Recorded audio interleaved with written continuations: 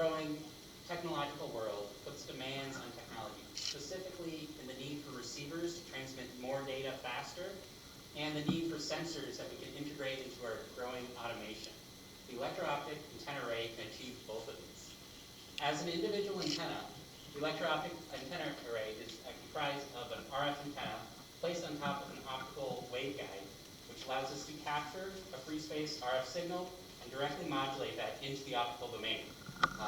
This signal that's captured by the RF antenna will be converted into an electric field across our electro-optic material, allowing for a intensity modulation to occur by the electro-optic material changing its optical properties with the increase of the strength of the electric field.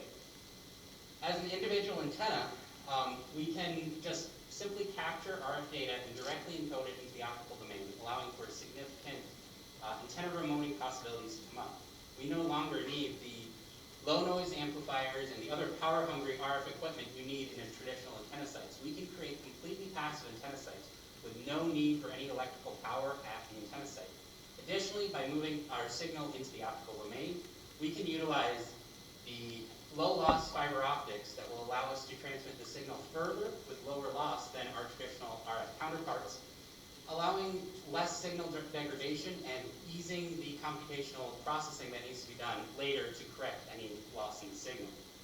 Things get much more interesting when you combine the single antenna element into an array, as seen here. Our antenna array, as a group, can be used for direction finding.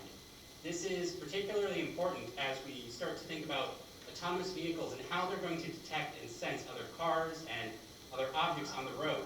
While there are conventional RF arrays out there that can do this similar direction finding, those RF arrays require a number of RF outputs, which all have to go into complex, power-hungry RF processing equipment that then has to go through a computer to be processed to determine the results.